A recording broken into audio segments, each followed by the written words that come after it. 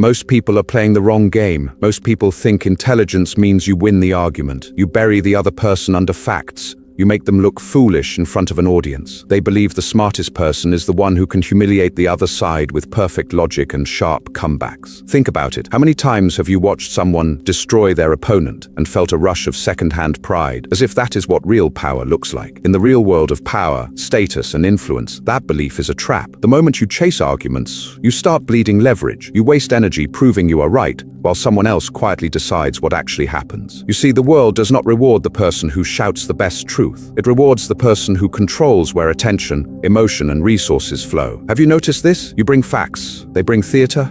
You stay calm, they raise their voice. You walk in thinking it is a conversation about truth. They walk in treating it like a stage. And the crowd rarely cares who is correct. The crowd cares who is compelling. This is why the most intelligent people often feel exhausted and confused after these exchanges. They used logic in a game that was never about logic. Here is the darker reality. Some people are not in any conversation to learn, understand, or get closer to truth. They are wired to hunt. They track your reactions. They measure what triggers your ego. They notice what makes you lean forward and defend yourself. While you are focused on the argument, they are focused on you. You correct their mistakes. They study your emotions. You try to clarify the facts. They test how far they can push your boundaries. You think you are winning because your points are flawless.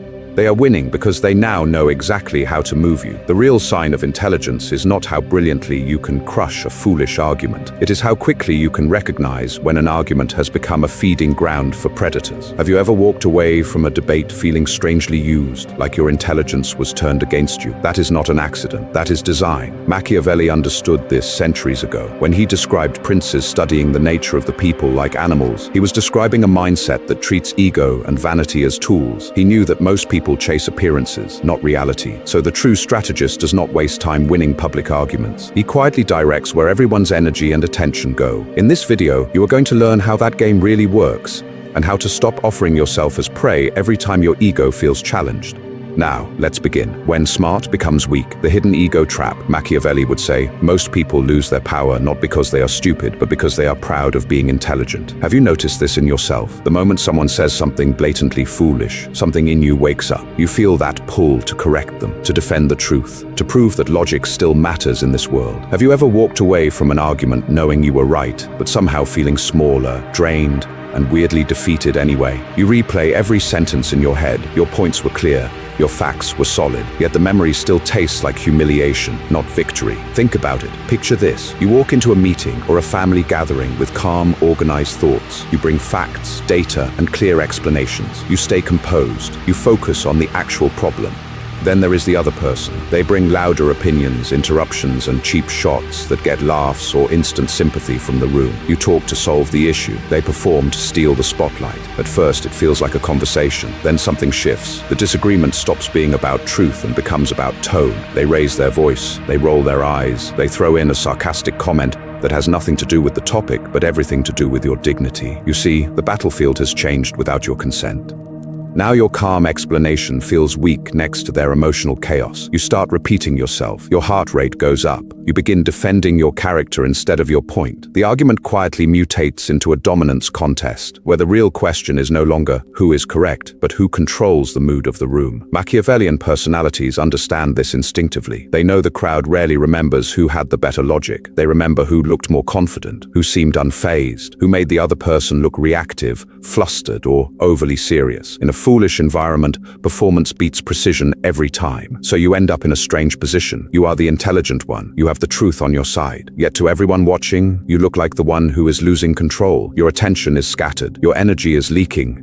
You walked in as the most rational person in the room and walked out as the most exhausted. This is why every time you take the bait to fix someone's stupidity in public, you are volunteering for a rigged game. The scoreboard is not truth. The scoreboard is pride and public status. And they chose that game because they know they can win it. The real sign of intelligence is not winning that argument. It is refusing to play it on their terms. In the next part, you will see how natural strategic predators set these traps on purpose and how to stay completely out of reach. The conversation you can't win, a relatable scenario breakdown. So let's put you inside one of those traps, not in a royal court, but in a regular meeting at work, because this is where the modern predator hunts quietly. You're in a project update, Your manager confidently announces, "We tried your approach last quarter and it failed." You know that is completely false. The data is in your inbox. The timeline is documented. You correct it calmly. You pull up the email. You expect a simple result, clarity, maybe even respect for protecting the truth. Instead, watch what happens. They don't lean in with curiosity. They lean back with ego. "Wow, okay, I guess you're the expert," they say, half smiling, half sarcastic. The room laughs lightly. In one sentence, the frame shifts. This is no longer about facts. This is about you being that person. Think about it. You stay composed. You show the dates, the numbers, the actual outcome. You use logic. They use theater. "Well, that's not how I remember it," they reply, voice a bit louder. "And honestly, the way you're talking right now feels aggressive." You see, they have moved the battlefield.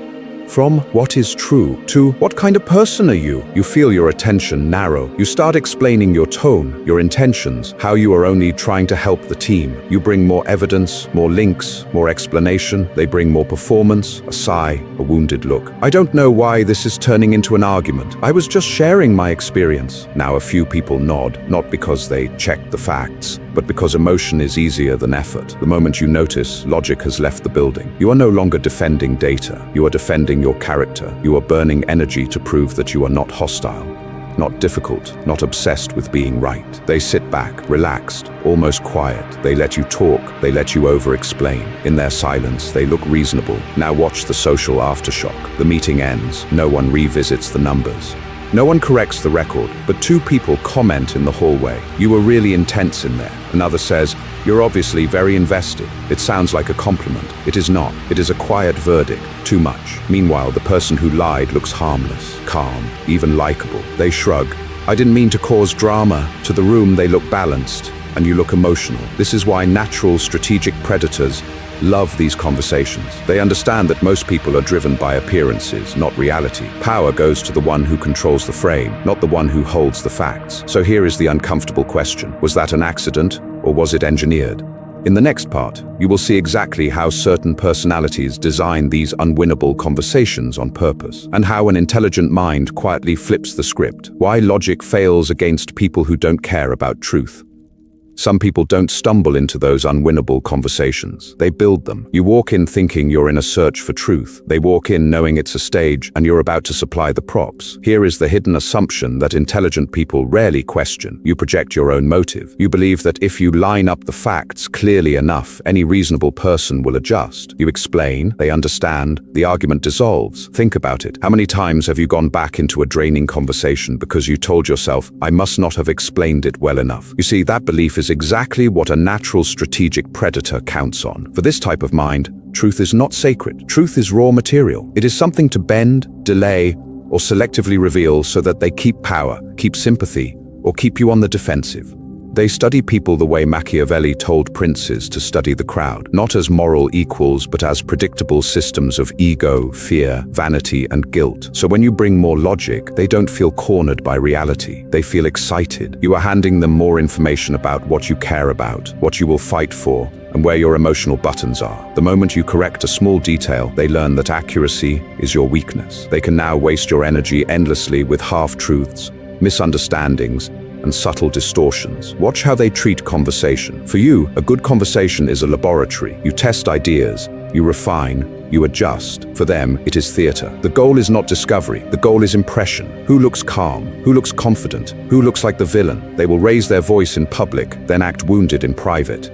They will misremember events in ways that make you appear unstable, then stand back while you burn calories proving what actually happened. This is why your logic feels heavy, while their nonsense feels light. You invest time, attention, and emotional energy into a battle that was never winnable on your terms. You replay the conversation, draft long messages, gather screenshots and dates. They meanwhile conserve energy and harvest reactions. To them, your outrage is proof the performance worked. The real sign of intelligence is not the complexity of your argument. It is your ability to see what game is actually being played. If you assume the other person is also chasing truth, you will walk into every trap a Machiavellian mind sets. They want you explaining, defending, clarifying. They want you trapped in the frame where they control the audience. In this video, you are going to learn how to break that frame. But before you can outmaneuver a strategic predator, you must be able to recognize them in real time. In the next section, we will map their psychological profiles so clearly that you will feel the shift the second one starts talking. The critical mistake, arguing inside someone else's frame. Now, let's begin with the single most expensive mistake intelligent people make around predators. It is not saying the wrong thing. It is walking into the wrong conversation. The critical mistake is this. You enter an argument without first asking, who benefits from this conversation existing at all, and on these terms? Think about it. The moment you skip that question, you are no longer a free player. You are a piece. You see, Machiavellian personalities do not argue to find truth. They argue to create a game, a board they designed, rules they enforce, a scoreboard they control. When you reply to their bait, you are agreeing to sit at their table and play by their logic. Imagine a chessboard where only their pieces can capture, only their moves count, and they are also the referee. That is what happens when you argue inside someone else's frame. You bring facts, they bring accusations, you stay calm, they attack your character, you try to discuss the issue, they make the conversation about your tone. On that board, you lose the moment you sit down. Strategic predators are masters of this shift. They never keep the discussion on the original point for long. Notice what happens when you call out their laziness at work. Suddenly the argument is about how harsh you sounded. Question their dishonesty, and now you are defending your paranoia or your ego. Criticize their results, and they accuse you of being arrogant or controlling. The topic moves from their behavior to your personality. This is why you feel off balance. You walked in to talk about performance. You end up defending your motives. You came to discuss facts. You are now arguing about feelings. They drag you from the territory of logic into the swamp of perception, where they have home field advantage and endless emotional ammunition. The cost is not theoretical. You lose hours you will never get back, replaying the conversation in your head. Your energy is drained, your attention scattered, your mood poisoned for the rest of the day. Onlookers do not see the subtle manipulation. They see you locked in a heated argument with someone who looks foolish and emotional. To them, both people look the same. Your status quietly drops while the predator smiles inside. The real sign of intelligence is recognizing that being right inside a rigged frame is still losing. Your goal is no longer to win the argument. Your goal is to protect three assets: your attention, your emotional state, and your perceived status in the room. Before you speak, you ask, does this game benefit me or only the person who set it up? In the next section, you will see exactly how natural strategic predators build these games from the ground up and how to spot the frame before a single word is spoken, rewriting the rules from truth-seeking to power protection. So now the rule flips. In low-quality, high-conflict conversations, your job is not to educate anyone. Your job is to conserve power, protect your status, and refuse to be turned into content for someone else's ego. Think about it. You bring logic, they bring performance. You try to clarify the truth, they try to harvest attention. The moment you step into that arena on their terms, you are no longer a person to them. You are a prop.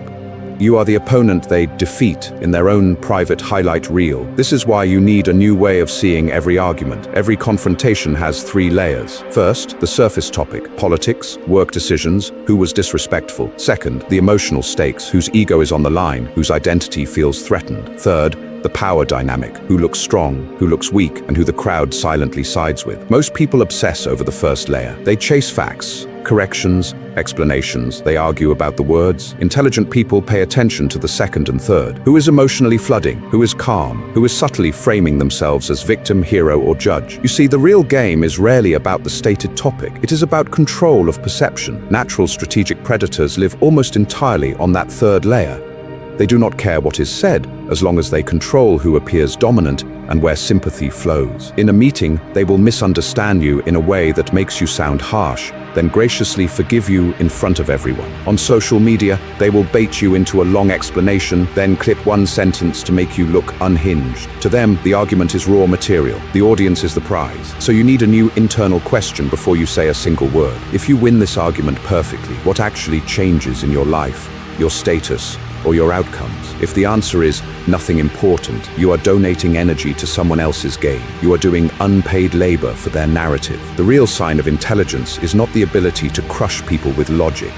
It is the discipline to ask, what does winning here even mean? In this video, you are going to learn to measure victory in power conserved, not points scored. Sometimes the strongest move is to let a foolish person win while they quietly lose credibility over time. Machiavelli built his entire philosophy around this calculation. He watched courts where one wrong argument could cost you your position or your life. He studied people like a scientist studies animals, tracking fears, vanities, and habits. Now let's begin to see the board the way he did, not which argument to win, but which conflict is worth existing at all. Because in the next part, you will see how the natural predator decides that long before you even know a game has started. Machiavelli's lens. Power is not about being right. Machiavelli understood something brutal about power that most intelligent people still miss. Being right does not protect you. In a world like his Florence, being right could get you exiled, tortured, or quietly erased. Think about it.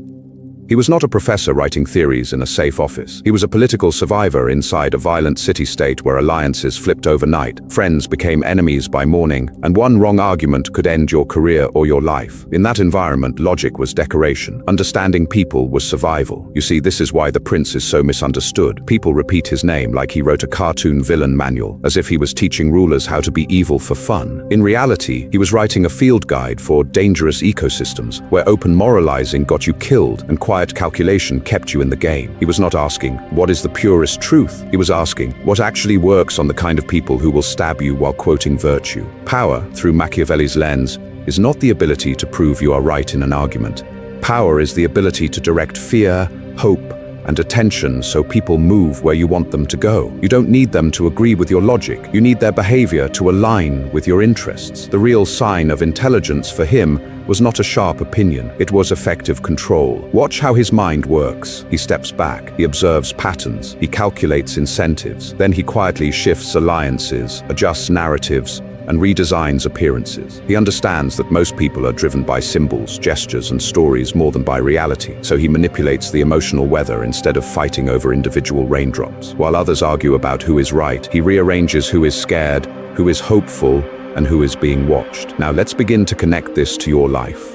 In offices, families, and online spaces, the people with the most influence are rarely the ones shouting the longest. You bring facts, they bring louder opinions. You insist on truth, they flood the conversation with drama. Meanwhile, the quiet strategist in the corner is watching everyone's reactions, not their words, and deciding whose ego to flatter, whose fear to amplify, and whose attention to ignore. Have you noticed this? The coworker who never wins debates in meetings, but somehow always gets the project they want. The relative who stays calm during family chaos, yet everyone ends up following their suggestion. The online creator who rarely argues, but shapes what everyone is talking about next week. They are not chasing victory in each conversation. They are designing the environment where victory becomes effortless. In this video, you are going to learn how to shift from proving yourself to positioning yourself. Because the moment you stop needing to be right and start learning to guide fear, hope, and attention, you stop being a piece on the board and start moving like the hidden player Machiavelli was really writing for. Born hunters, the psychological profile of the strategic predator. Some people don't wake up asking, how can I be understood today? They wake up asking, where is the leverage? Machiavelli would say these are not ordinary players. These are born hunters moving quietly through every conversation you treat as casual. They share a specific wiring, cold pattern recognition, emotional detachment from other people's feelings, an appetite for power that does not need a spotlight, only control. You see, where normal people chase being liked, they chase positioning. They are less interested in being admired than in being obeyed without resistance. Think about it. How many times have you met someone who seemed relaxed, harmless even, yet somehow decisions kept bending in their favor? To this type, social life is not a warm community. It is a lab. Every interaction is an experiment. They float a slightly offensive joke and watch who laughs, who freezes, who challenges. They accidentally cross a boundary, then study your reaction like data. You get angry, they note your trigger. You explain yourself, they log your need to be understood. You withdraw, they mark you as easy to isolate. The moment you reveal your pattern, they quietly adjust the script. This is why they pay close attention to vanity, fear, greed, and the hunger to feel intelligent or morally superior. They listen for the brag hidden in a humble story. They notice the way your voice tightens when money, status, or rejection comes up. Then they feed those needs. They praise your insight so you keep talking. They share a secret fear so you confess yours. They hint at opportunities that tap your greed, or at moral causes that inflate your ego. You feel seen. They feel in control. The real sign of intelligence is spotting when your emotions are being used as handles. On the surface, they rarely look like villains. Many present as charming, self-deprecating, even slightly incompetent. You're smarter than me, they say, and hand you the whiteboard marker. You correct them, you lead the project, you win the argument. They win the influence. Weaponized incompetence lets them avoid responsibility while steering outcomes. If things go well, they attach themselves to the success. If things fail, they were only following your lead. The danger is subtle. They do not need you to be stupid. They need you to be reactive, proud, desperate to prove you are rational, moral, not foolish. Especially in an argument, they will poke your ego, misquote you, twist your words, not to win on logic, but to make you perform. The more you perform, the more predictable you become, and predictable people are easy to move. So how do you deal with minds like this without becoming one of them? In the next part, you are going to see the defensive playbook Machiavelli never wrote explicitly, but every intelligent strategist eventually discovers: fools versus predators. Who really wins the room? Now let's begin with the harsh reality.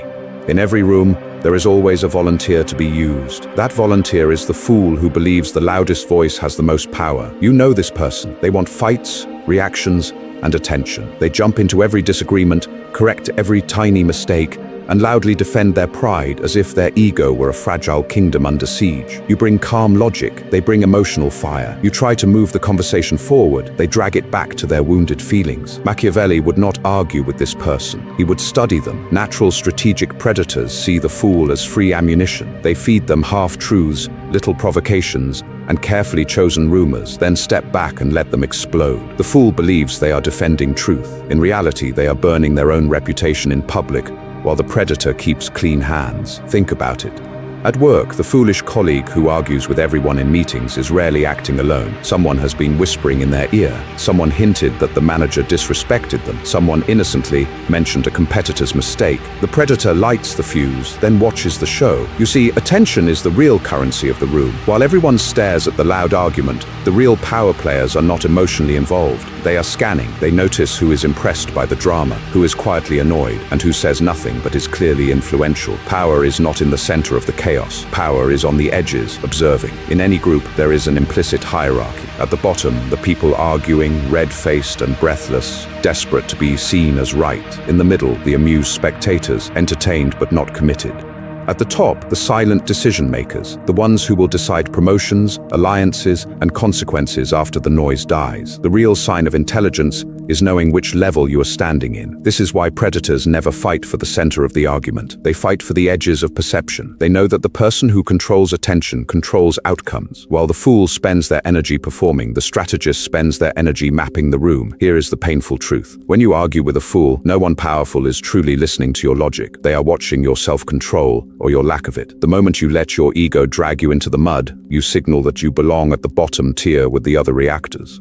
So the question becomes, how do you move from the chaos on the floor to the quiet vantage point at the top without becoming cold and predatory yourself? In the next part, you are going to see how intelligent people reposition themselves in the room long before the first argument even starts. Why powerful people don't argue, and what they do instead. Real power does not stand in the middle of the chaos and shout. Real power sits above it and watches. Think about it. The people at the top of the room, the ones who actually control outcomes, are almost never the ones raising their voice in an argument. You bring passion, they bring volume, the whole conversation heats up. But the quiet figure in the corner, they ask one short question, then they go silent. They watch who gets defensive, who starts lying, who throws their allies under the bus.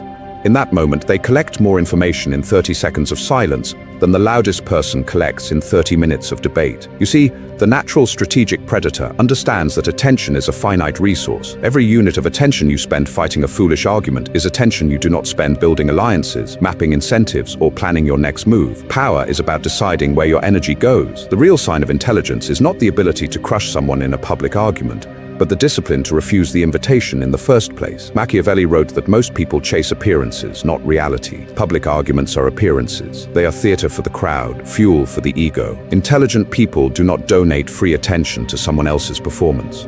They ask a calm question like, what problem are we actually solving here? And when the answer exposes pure ego, they mentally step out of the game. Watch how powerful people redirect conflict. They rarely say, you're wrong. They say, let's talk about this after the meeting. They move the battlefield. They take the conversation from public to private, from emotional to controlled, from chaotic to specific. The moment the audience disappears, the ego stakes collapse. Without an audience to impress, the loud accuser suddenly becomes much more reasonable or reveals they had nothing but noise. This is why strategic minds love changing the setting. A heated confrontation in a crowded office becomes a calm, scheduled one-on-one. A hostile group chat becomes a short phone call. A dramatic email chain becomes a simple, happy to discuss when we both have time. They are not escaping conflict.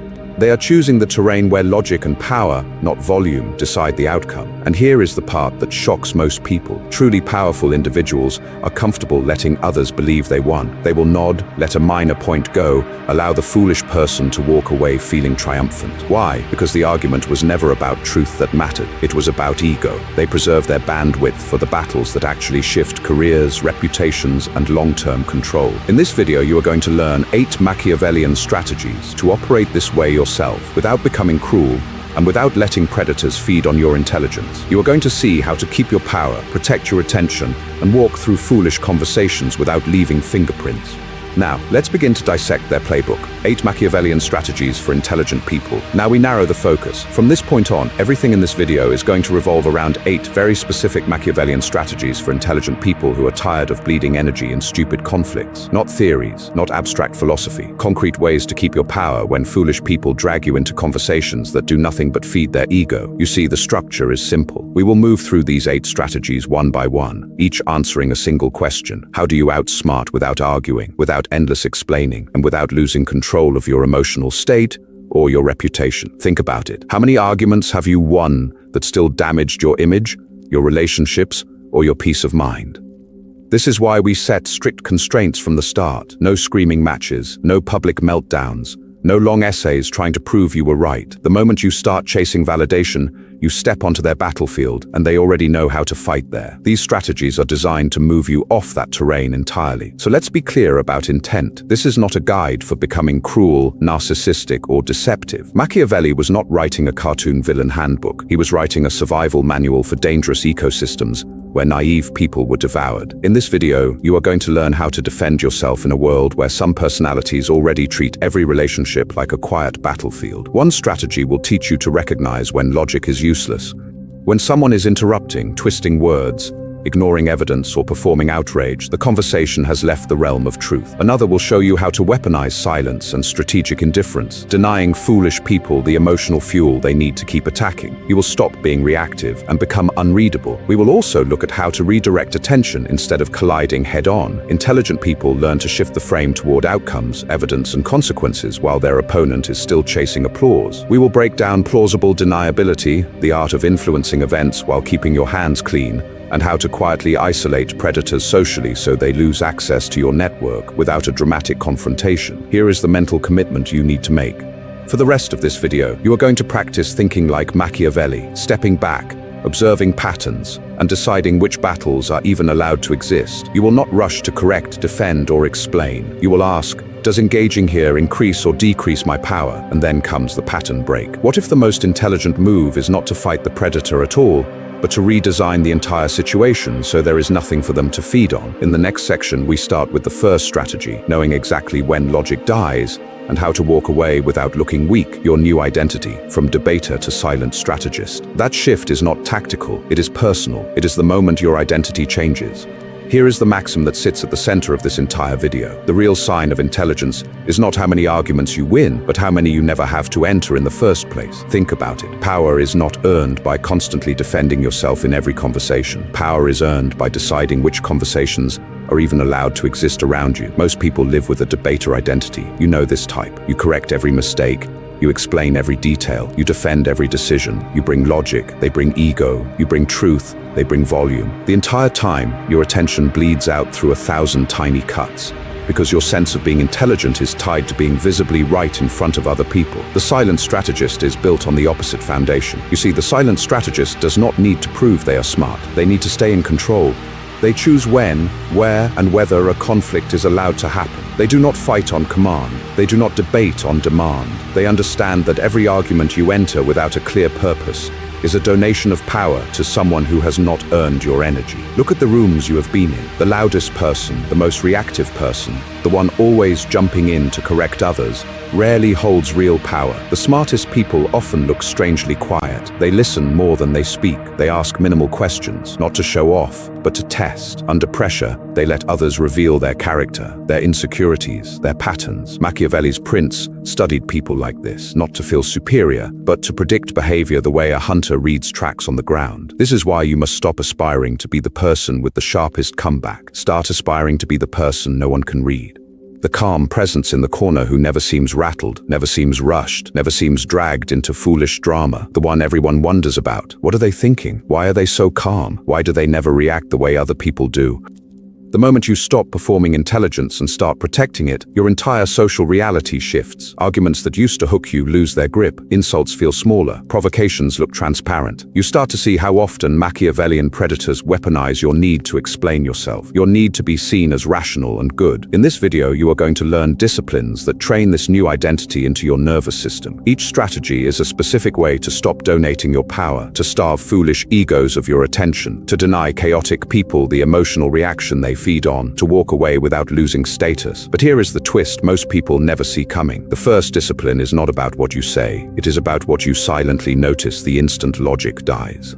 What does that moment look like in real time? And how do you walk away while everyone else stays trapped in the theater? Lock it in. Silence is power. That moment is where your new identity begins, not when you win the argument, when you refuse to donate one more drop of energy to it. The real sign of intelligence is not a perfect comeback. It is the decision to go silent while everyone else keeps performing. So lock this in with me right now. Go to the comments and write a short line that fits the person you are becoming. It can be, silence is power. It can be, I don't argue with fools. It can be, my energy is not free. Keep it short. Make it sharp. You are not posting a slogan. You are installing a command in your own operating system. Why does that matter? Because the moment you write it publicly, you cross a line. You move from interesting idea to tiny decision. That is a micro-commitment. You see, the human brain hates inconsistency. When you declare, silence is power, you will feel a subtle pressure to act like the person who believes that. The next time a foolish argument tries to drag you in, that sentence will echo in the back of your mind. Think about it. You used to feel an almost physical pull to correct people. You bring facts, they bring louder opinions. You bring logic, they bring ego and volume. You walk away drained, they walk away convinced they won. This is why Machiavellian predators love emotional conversations. Most people cannot resist the bait of being right. Your comment is you saying, I am not most people. Silence, control, selective engagement. These are not signs of weakness. They are the operating system of people who understand power. Intelligent people do not rush into every conversation to prove their truth. They choose their battles the way a sniper chooses targets, rarely, precisely, and only when the shot matters. When you hold your tongue, you are not losing, you are observing, you are conserving attention and energy for moves that actually change outcomes. So here is your challenge for the next 7 days. Every time you feel that urge to correct someone, to jump into a pointless argument online, to set the record straight in a group chat, to explain the obvious to a person committed to misunderstanding you, use that urge as a trigger. Hear your own words. Silence is power. Remember what you wrote, then practice it. Walk away or go quiet and watch what happens. In this video, you are going to learn exactly when that silence becomes a weapon, not a retreat. The first strategy will show you how to recognize the exact second logic dies when truth no longer matters and ego has taken the throne. Once you can see that shift in real time, you will know precisely when to stop talking and start controlling the game. From theory to tactics, enter the Machiavellian playbook. Now let's begin with the first Machiavellian discipline intelligent people need when dealing with foolish individuals. Up to this point, you've seen the landscape, arguments that turn into theater, logic that dissolves into noise, and ego sitting on the throne where truth should be. Now we shift from theory to tactics, from understanding the game to playing it with control. Remember the context. These strategies are not for peaceful, honest disagreement between two reasonable minds. They are designed for those situations where you're facing low self-awareness, high ego, or outright manipulative personalities. The coworker who never admits fault, the relative who turns every conversation into a courtroom, the online troll who lives for your reaction. You see, Machiavelli wrote for exactly this kind of human environment. Appearances over reality, performance over substance. To keep this clear and practical, every strategy in this playbook will follow the same pattern. First, a definition, so you know exactly what the discipline is. Then the psychological mechanism, so you understand what is happening under the surface of the conversation. Next, the failure pattern, the predictable way intelligent people lose power when they ignore the rule. After that, the recognition signals, the small tells that reveal when the rule is active. Finally, the behavioral adjustment, the specific shift in how you speak, move, or stay silent to regain control. Think about it. This is not abstract philosophy. This is a survival manual for your attention and your energy. Machiavelli studied how people behave under pressure, under fear, under temptation. The natural strategic predator uses that knowledge to turn you into a script. Poke your ego here, trigger your guilt there, flood you with an argument you feel compelled to answer. The moment you respond on their terms, they own the frame. So before we even name strategy number 1, do something important. Mentally scan your life. Pick 1 or 2 faces as your reference points. That boss who always raises their voice when they are wrong. That friend who plays the victim whenever you bring up a boundary. That stranger online who twists your words and then demands you defend what you never said. Lock them in your mind. From this point on, every principle, every mechanism, every signal gets mapped onto those people. Here's the pattern interrupt. This is not about learning how to win arguments. This is about learning how to stop entering battles that were never about truth. The real sign of intelligence is not having the best comeback. It is seeing the trap before you step into it. Strategy number 1 will expose the exact moment an argument stops being a search for truth and becomes bait. Once you recognize that turning point, logic becomes your decoy, not your prison. And you will never look at a heated conversation the same way again. Strategy number 1, recognize when logic is useless. Strategy number 1 is a discipline. It is the ability to notice, in real time, the exact second when logic stops being the currency of the conversation and ego takes over the market. The moment you miss that shift, you are no longer speaking to a person. You are speaking to their insecurity, their vanity, their fear of looking foolish. For intelligent people, this feels almost immoral. You were trained to believe that if someone is wrong, you must correct them. If a claim is false, you must bring the facts. Walking away when someone is wrong on the internet or wrong in the room feels like surrender. This is why strategic predators love you. They know you will donate your attention, your energy, and your peace, as long as they keep being wrong loudly enough. Think about it. Your default assumption in any argument is simple. Facts should solve disagreements. If you can explain it clearly, if you can show the data, if you can break it down one more time, surely the other person will understand, respect you, and adjust. That story works in textbooks. In real power dynamics, it is often a trap. You see, not everyone enters a conversation to discover truth. Many people enter to protect their self-image, to avoid embarrassment, to prove loyalty to their tribe. They are not truth-seeking, they are validation-seeking. You bring logic, they bring identity. You bring evidence, they bring, what will my friends think if I admit you're right? Those are 2 different games, and logic does not control the second one. Machiavelli understood this perfectly. He wrote that most people are driven by appearances, not reality. A natural strategic predator hears your careful explanation and does not ask, is this true? They ask, does agreeing with this make me look weak? Does it threaten my role in the group? Once that question is active in their mind, the argument has already left the territory of truth. So how do you detect that turning point? You watch behavior, not words. Constant interruptions are the first red flag. They are not trying to understand you. They are trying to keep you from landing a point. Ignoring direct answers is another. You respond clearly. They pretend you never spoke. Then comes moving the goalposts, exaggerating what you said, twisting your intent so you look aggressive while they look calm and reasonable. At that point, logic has already lost its power. The real sign of intelligence is not inventing a better argument. It is realizing the argument has become theater. When the person stops engaging with what you say and starts performing for an audience, real or imagined, you are no longer in a conversation. You are in a show you did not audition for. Now let's begin the dangerous question Machiavelli would ask. Once you see the stage lights come on, do you keep playing their script? Or do you quietly rewrite the entire scene in your favor in the next strategy? Inside the predator's mind, why they need you to keep explaining. The moment you keep playing their script, they switch genres on you. You think you're in a debate about truth. They know they're in a hunt for information. Think about it. Inside the mind of a natural strategic predator, your explanation is not a threat. It is fuel. Every sentence you carefully construct becomes data.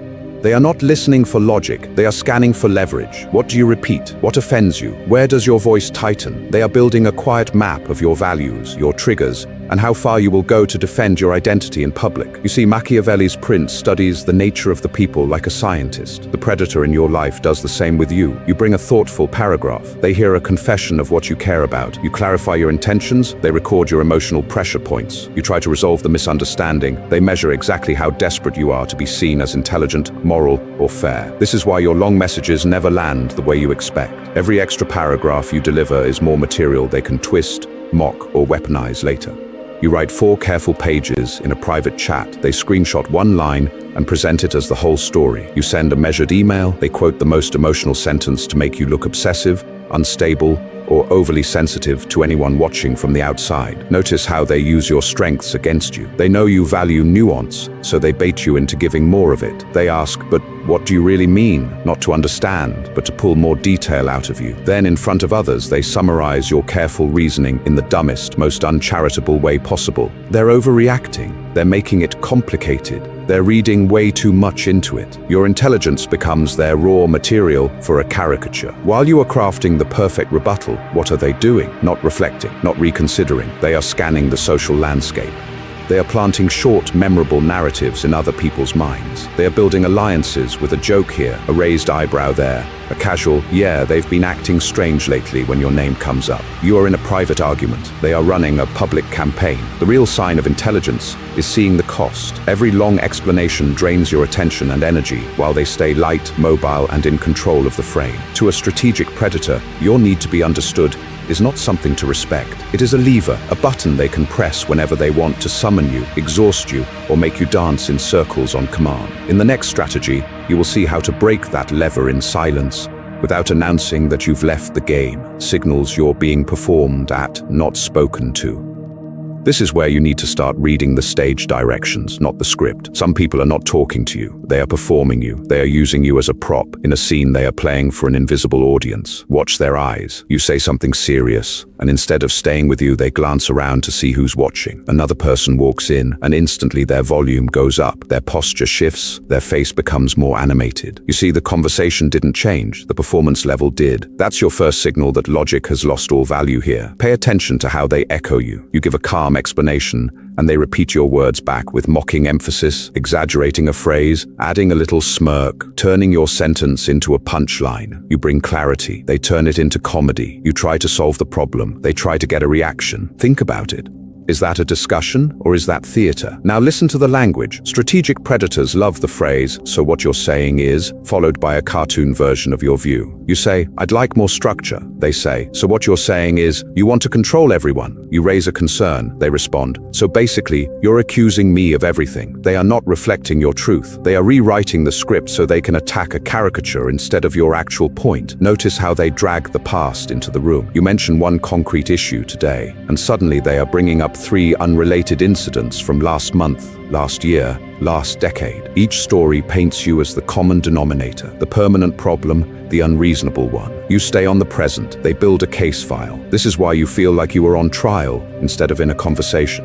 The emotional asymmetry is your next clue. You're leaning in, trying to clarify, genuinely searching for understanding. They're leaning back, collecting moments. They throw in little side comments to get laughs from whoever is nearby. They sigh dramatically, look wounded, and say, "See, this is what I mean. You're always so intense. You are working. They are scoring points. You are investing energy. They are harvesting attention. So here is the mental rule. The moment you catch them playing to the crowd more than engaging with your actual words, your goal silently switches. You stop trying to explain. You start planning how to exit with dignity. No announcement. No speech about respect. Just a calm withdrawal of your energy and your presence. The real sign of intelligence is not winning that argument. It is refusing to power a performance that was never about truth. In this video, you are going to learn how Machiavellian minds take this even further. They don't only recognize these moments, they weaponize silence and non-engagement in ways that make predators deeply uncomfortable. The stage goes quiet, the audience disappears, and without your reaction, the performer suddenly has nothing left to play with. Strategy number 2, weaponize strategic silence. Strategic silence is the moment you stop feeding the performance. It is not you shutting down, it is you shutting off the power supply to their ego theater. Most people confuse silence with weakness. They assume if you are quiet, you have nothing to say, no logic, no courage. In a dangerous environment, Machiavelli would call that a useful illusion. You let foolish people misread your silence while you study their patterns, measure their appetite for control, and decide whether this conversation deserves any more of your attention at all. So what is strategic silence? It is an active refusal to play the role you are being assigned. When someone tries to drag you into an argument designed to drain your energy, you do not explain, you do not defend, you do not perform, you answer less, you pause longer. You see, you are not withdrawing from the battlefield. You are removing the stage they were counting on. Think about it. Predators and fools run on prediction. They script the entire interaction in their head before they speak. They poke your ego, they accuse, they exaggerate, because they expect you to react on cue. You raise your voice, they play the victim. You over-explain, they twist your words. The moment you refuse to react, their script collapses, their timing dies, their audience, if there is one, starts to lose interest. This is why Machiavellian minds love silence. It flips the frame without a speech. The loud person suddenly looks theatrical next to your calm. The manipulator starts repeating themselves, over-talking, contradicting their own story, because they are trying to squeeze a reaction out of you that is no longer available. The real sign of intelligence is that you let their behavior expose itself while you remain in control of your state. Psychologically, this is brutal for manipulative personalities. They live on feedback. They need to see your anger, your confusion, your need to prove the truth so they can steer it. When you answer with a slow pause, a neutral or a simple noted, you deny them data. They cannot tell if they have power. They cannot see whether their tactic landed. To a predator, that uncertainty is far more unsettling than any loud argument.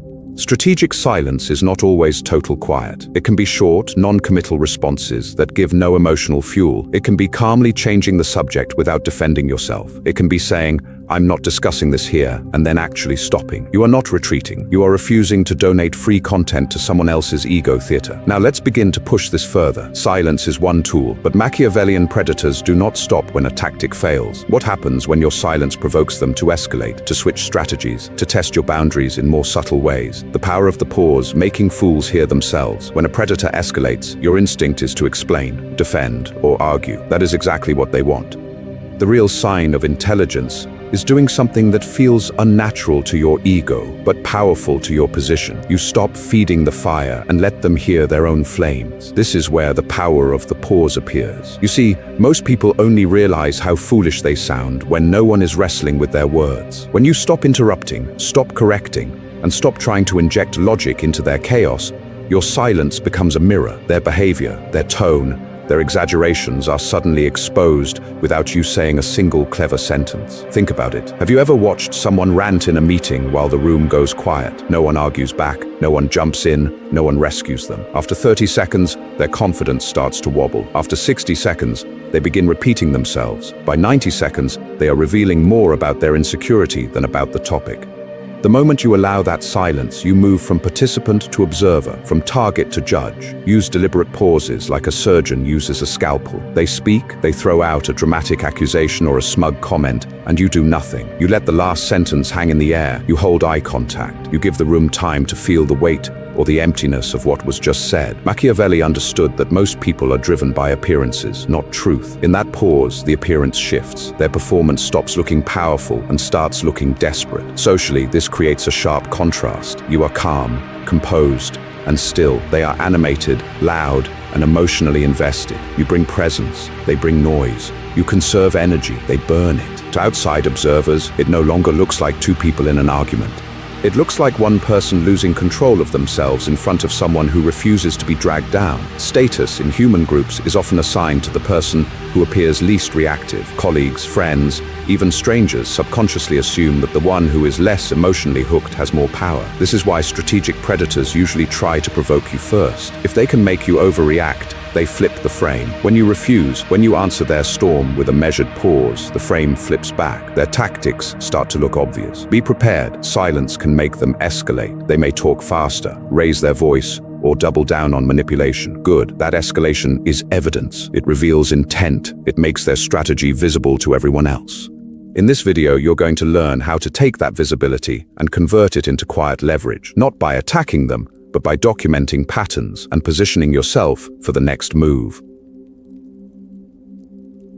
When silence speaks, louder than any comeback, that escalation is your proof. Now comes the decision that separates the fearful from the strategic. Do you answer or do you go silent? Most people believe that not responding means you lost the argument. In reality, in a room full of foolish noise, silence is often the highest form of control. You see, not all silence is equal. Cowardly avoidance is silence driven by fear. You stay quiet because your ego is fragile, because you are terrified of conflict, because you have no logic prepared and hope the problem disappears. Calculated silence is different. It is silence driven by clarity. You already see that any engagement would feed their performance, reward their manipulation, and drain your energy for no gain. How do you know which one you are using? Think about it. The moment you notice that the other person does not respond to facts, that they ignore clear evidence or twist every word, the nature of the conversation changes. You are no longer exchanging truth. You are dealing with theater. If there is an audience, if you can feel them performing for attention, then every sentence you add becomes a prop in their show. This is why intelligent people use criteria, not emotion, to decide when to speak. Ask yourself 3 questions before you open your mouth. First, has this person shown any capacity to respond to logic, or do they only react to status and drama? Second, is there an audience they are trying to impress or control? Third, if you win this argument, does anything material in your life, your power, or your outcomes actually change? If the answer is no, your silence is not weakness, it is strategy. So what does powerful silence look like in the real world? You bring facts, they bring louder opinions. Instead of raising your voice, you calmly turn back to your work, signaling that the conversation has no more value. In a meeting, someone keeps attacking you with bad faith questions. You redirect your attention to the person in the room who is actually reasonable and say, let's focus on decisions that move this forward, and you move on. Or you use a simple verbal cutoff, not worth discussing. No anger, no extra explanation. Then you shift your attention elsewhere. That short line is not a retreat, it is a boundary. It tells everyone watching that your attention is expensive, and you will not spend it on ego games. Over time, people remember this. They rarely remember who had the cleverest comeback. They remember who stayed above it. Silence becomes a quiet status signal.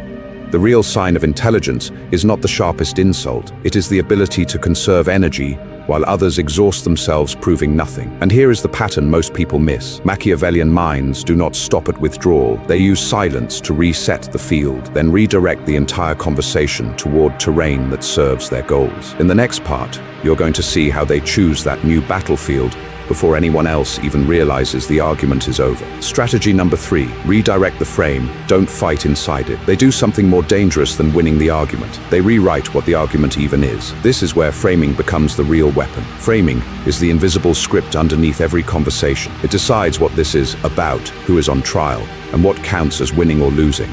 You see, by the time you are explaining yourself, the frame has already been chosen for you. Think about it. Are you debating facts, or are you defending your character in a court that was never fair? Foolish people stumble into frames without noticing. Predators design them. The natural strategic predator does not waste energy on open attacks when they can quietly define the rules. They tilt the field so that no matter what you say, you look defensive, emotional, or guilty. The moment you accept their frame, you start playing a game you cannot win. How do they do it? They make the conversation about your personality, not their behavior. You question a missed deadline. They say you are overreacting. You raise a boundary. They accuse you of being selfish or negative. Now your tone, your motives, your emotional state are on trial.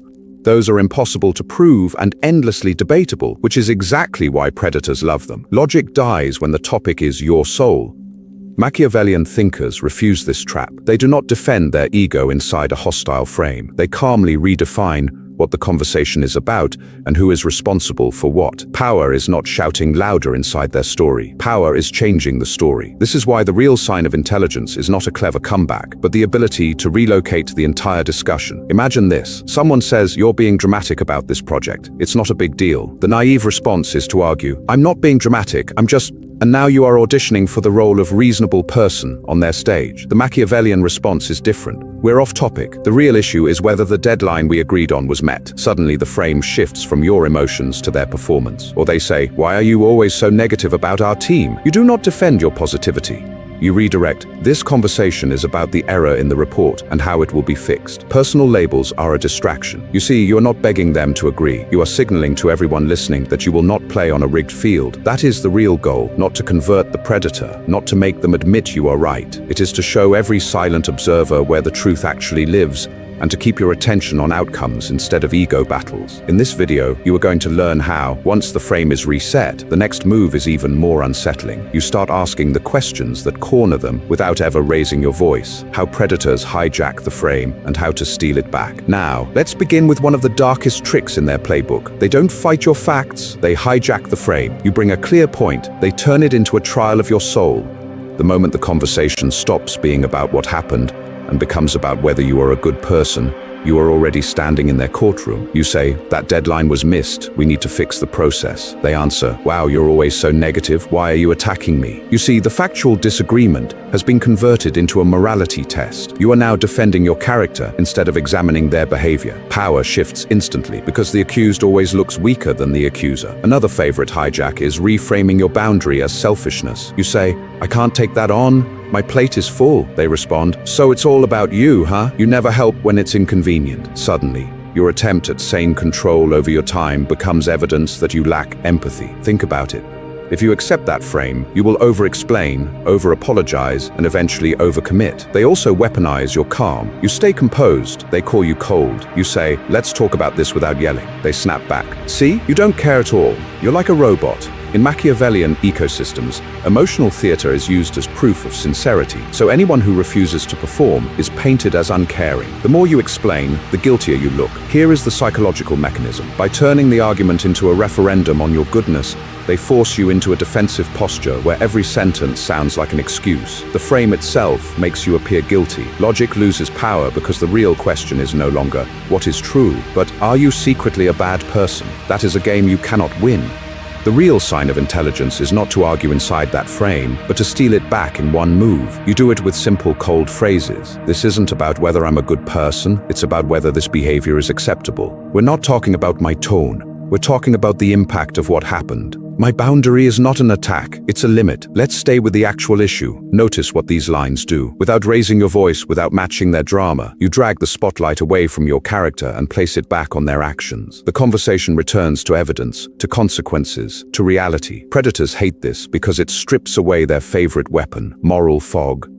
This is why the most Machiavellian countermove is not to debate endlessly, but to reframe once, clearly, and then refuse to follow them back into the old frame. No matter how many times they repeat, "You're so selfish," or "You're so cold," you calmly redirect, "We're still talking about what actually happened." In the next section, you will see how pairing this with strategic questioning corners them even further, while you conserve your energy and control the entire battlefield. The social effect, turning their drama into their own indictment. The moment you hold your frame, something subtle but powerful starts to happen. The argument in front of you is no longer the real event. The real event is what everyone else in the room is silently deciding about you. Most people think the goal is to convince the person attacking you. It isn't. In any public conflict, the true battlefield is the audience.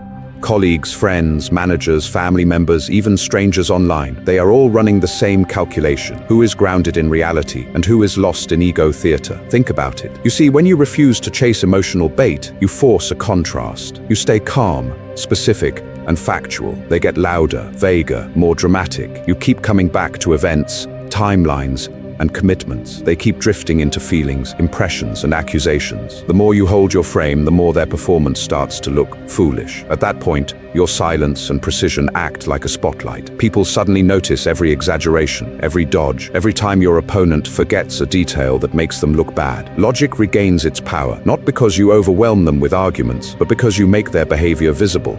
The real sign of intelligence is not winning the argument. It is making the room question their theatrics. Picture this at work. A project is late. Your coworker knows they dropped the ball, so they attack your tone in emails during a team meeting. They say you were harsh, negative, unsupportive. They are trying to drag the frame from missed deadlines to hurt feelings. You do not bite. You say, we can absolutely review communication style later. Right now, we're here to understand why the delivery date was missed and how to prevent that next time. They protest again about tone. You repeat calm and steady. We'll handle tone after we clarify the original timeline and responsibilities. You do this 3 times. By the 3rd repetition, everyone in the room sees it. You are focused on reality. They are focused on theater. You didn't raise your voice. You didn't insult them.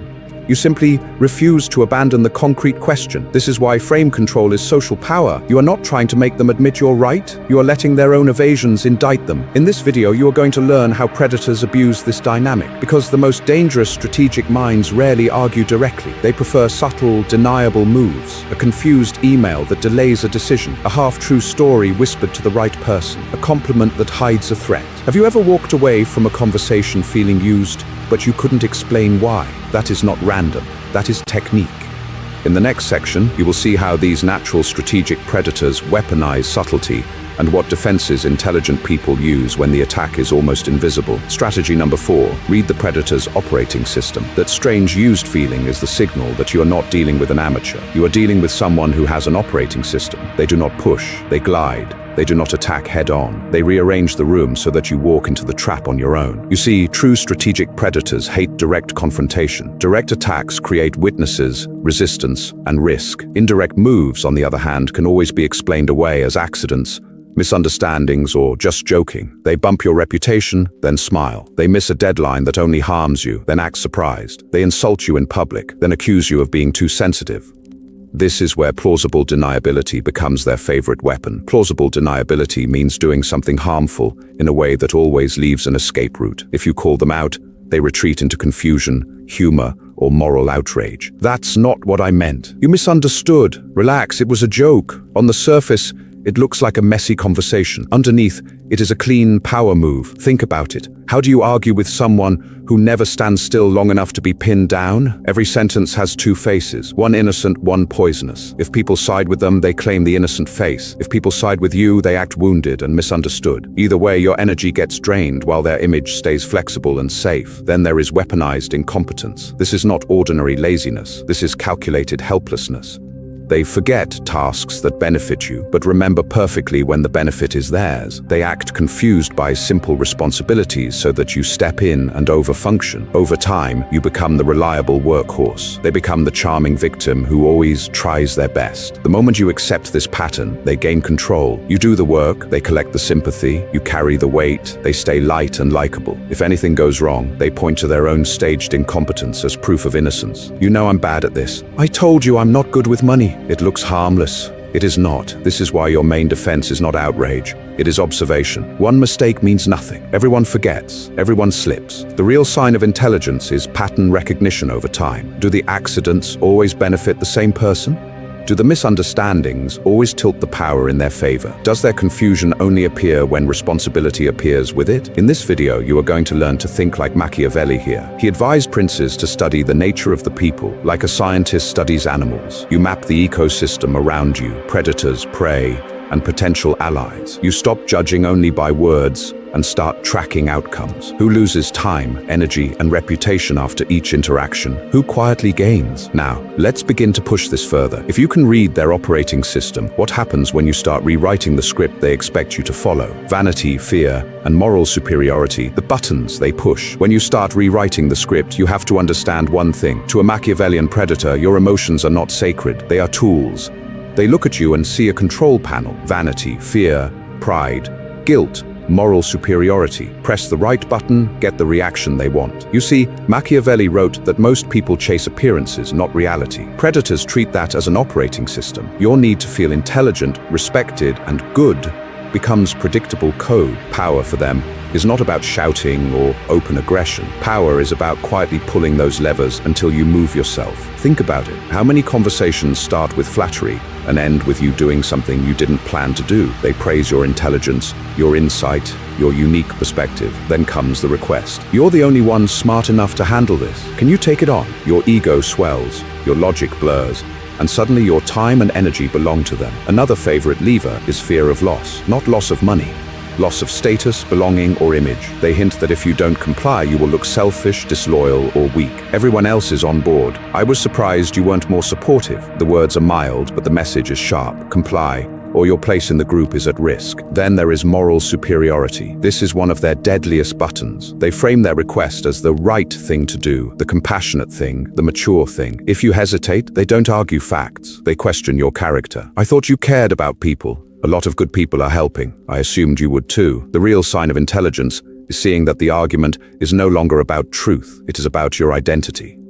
These levers don't only pull you into compliance, they drag you into arguments. The moment you try to resist, they attack your courage, your loyalty, or your compassion. So you're scared? So you don't care about the team? Wow, I didn't know you were that cold. Suddenly, you are not defending a position. You are defending your entire self-image on a battlefield they chose. This is why arguments with these people feel strangely urgent. You feel an almost physical rush to prove you are smart, brave, or good. That spike is the signal. When you feel that surge, pause and ask one question. Who benefits if I take this bait? If you win the argument, do you actually win? Or do you simply give them your attention and emotional energy? In this video, you're going to learn how to do something different. The next strategy is not about out-arguing them. It is about quietly starving these patterns of the one thing they need most, your predictable reaction. Strategy number 5, become emotionally opaque. Strategic predators do not need your cooperation, they need your reactions. The more you broadcast your inner world, the more they can script you. This is why the next discipline is brutal but necessary. You must become emotionally opaque. Emotional opacity does not mean you stop feeling. It means you stop advertising which exact buttons control you. You see, manipulators operate like scientists in Machiavelli's laboratory. They test, they observe, they watch when your face tightens at disrespect, when your voice shakes at unfairness, when you light up at praise. Every visible trigger becomes a lever. The moment they know what moves you, they no longer need logic. They can move you directly. Think about it.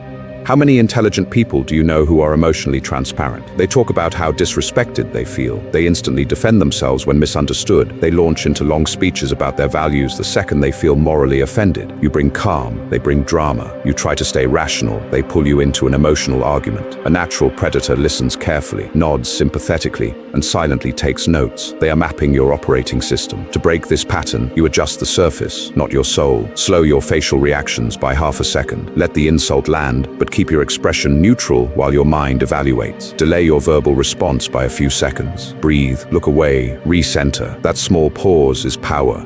It tells your nervous system, we respond by choice, not by reflex. And stop over-explaining your feelings to people who have not earned that level of access. They are not your therapist, they are not your priest, they are a data risk. Here is the pattern: interrupt. What if your goal is no longer to be understood by everyone? What if your goal is to be unreadable to the wrong people and deeply understood by the right ones? Emotional opacity is not about becoming cold or robotic. It is about segmentation. Different layers for different relationships. Your partner, your closest allies, your inner circle can see your full emotional range. The loud colleague, the insecure manager, the performative friend, they get the calm, limited access version. Machiavelli wrote that most people are guided by appearances, not reality. The real sign of intelligence is to flip that. Internally, you feel deeply and see reality clearly. Externally, you appear calm, reasonable, and slightly unreadable. In public conversations, you do not show which comments cut you, which accusations tempt you, which compliments intoxicate you. You show composure. This is why predators become frustrated around emotionally opaque people. Their usual tactics fail. They cannot tell if their guilt trips work, if their subtle jabs land,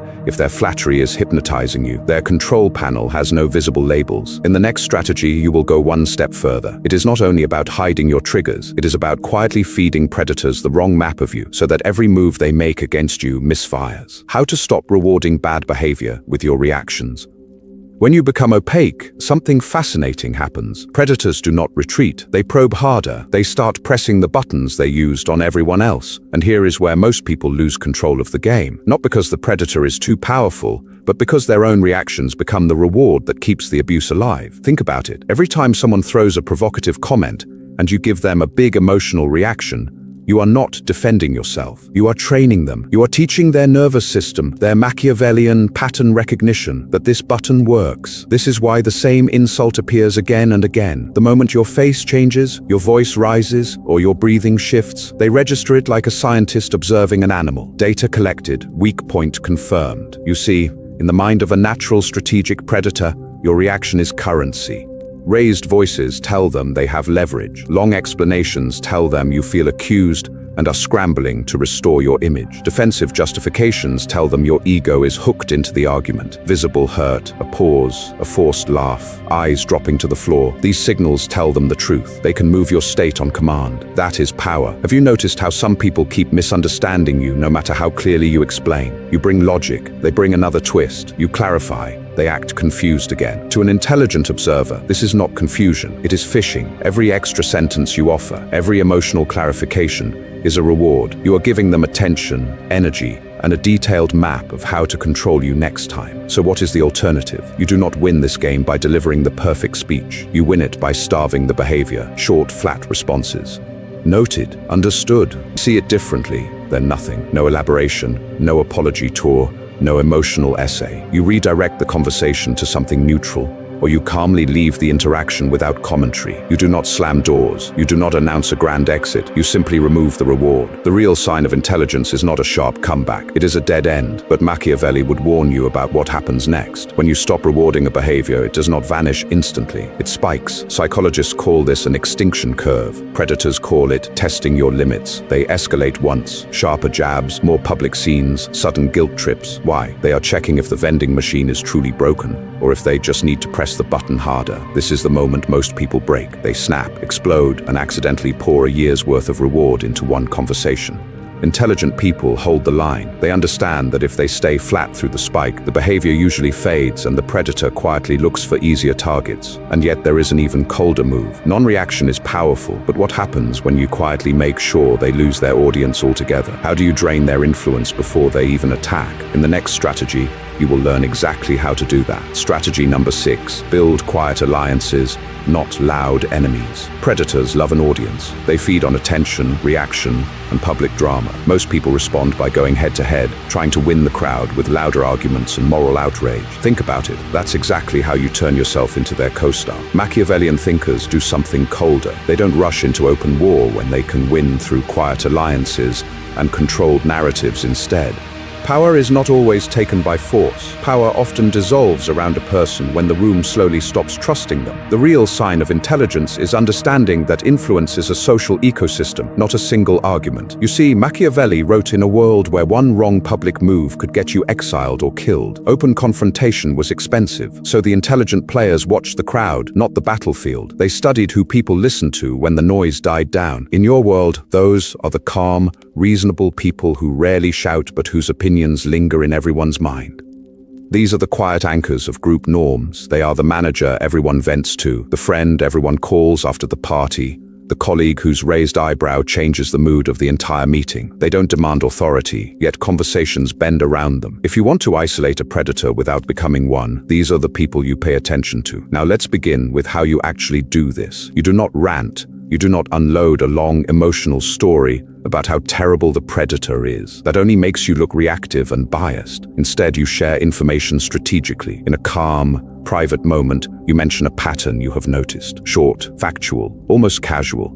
Have you noticed that every time there's chaos, they're in the middle of it? Did you see how 3 different people had the same complaint about them this month? You drop a small piece of truth, then you stop talking. You let the intelligent observer watch, verify, and draw their own conclusions. This is why controlled narratives beat loud accusations. When people see the pattern for themselves, their trust erodes quietly. They become slower to defend the predator, slower to indulge their drama, slower to believe their version of every conflict. No big confrontation, no explosive showdown, just a gradual withdrawal of support. Over time, the predator notices something subtle. Their jokes don't land the same. Their gossip doesn't travel as far. Their attempts to stir conflict feel heavier, like pushing through mud.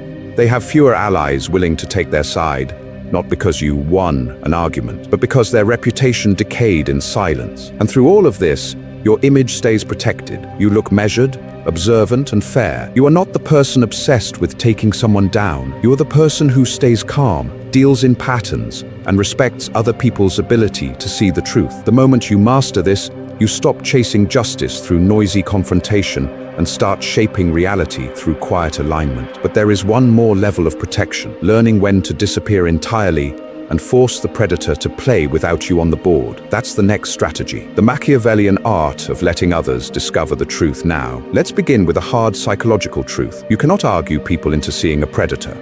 You can shout, explain, present screenshots and timelines, and they will still defend the charming manipulator they like. The real sign of intelligence is understanding that people rarely change their mind because you told them the truth. They change when they feel they discovered it themselves. Think about it. When you push, their ego pushes back. When you accuse, they defend the very person hurting them, because to agree with you would mean admitting they were fooled. Machiavelli understood this perfectly. He wrote that most people live by appearances, not reality, which means they cling to the story they already invested their pride in. So you stop trying to win the argument and you start guiding their attention. How do you do that without looking like you're secretly campaigning against someone? You use subtle prompts.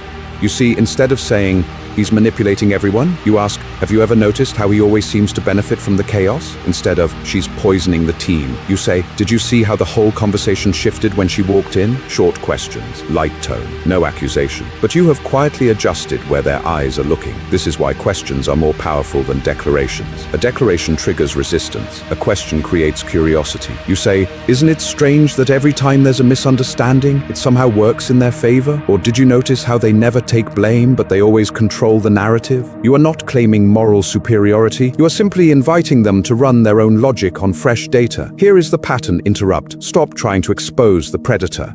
Start helping people study behavior like Machiavelli, studying the nature of the people. Treat it like an experiment. Let's pay attention over the next few weeks. Who gains from the drama? Who always looks clean when others look guilty? Now they are watching. Their attention is awake. The predator's tricks no longer slip through as random noise.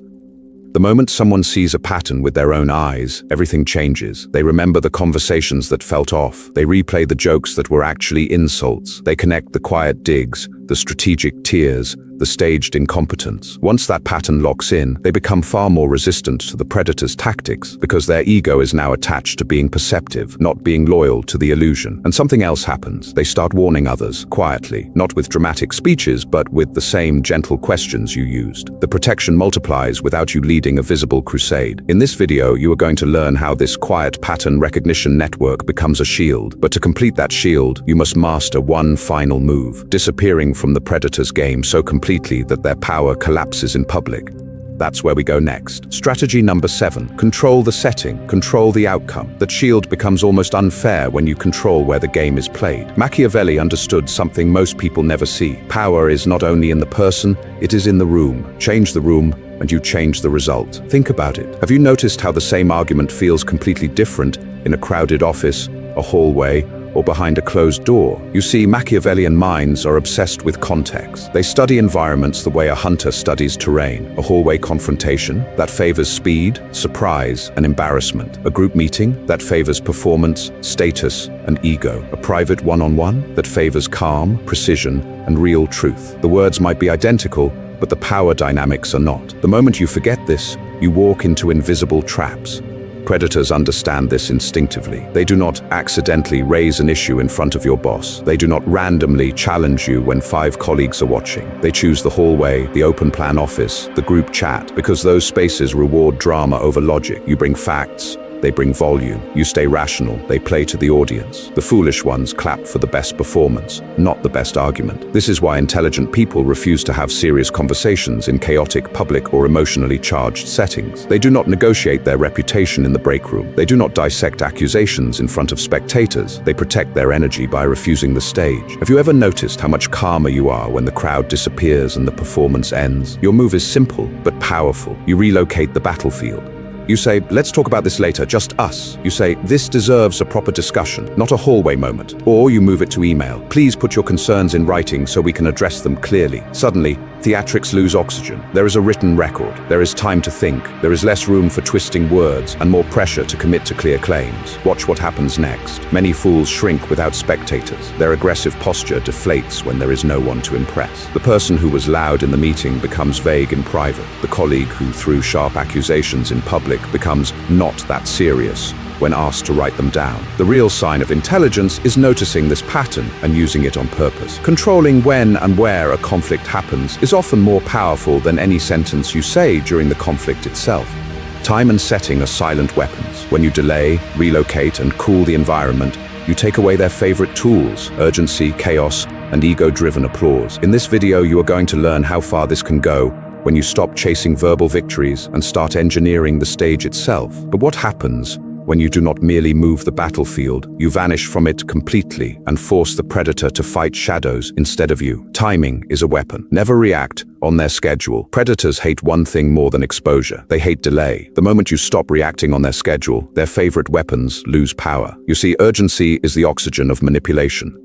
Watch how they operate. We need to settle this right now. If you don't answer, I'll assume you agree. I'm calling you now. Pick up. They manufacture a ticking clock, then shove you into it. Why? Because rushed people don't think clearly. Rushed people react, and reaction is where you bleed. Think about it. When do you say the things you regret? When you are calm and strategic, or when you are cornered, angry, and trying to defend yourself in a chaotic conversation? You send the long emotional message. You overshare information. You make promises. You give them sentences they can replay, reinterpret, and weaponize later. This is why intelligent people treat time as a shield. They understand that in a heated moment, logic is not driving the interaction. Ego is. The predator is not seeking truth. They are seeking leverage.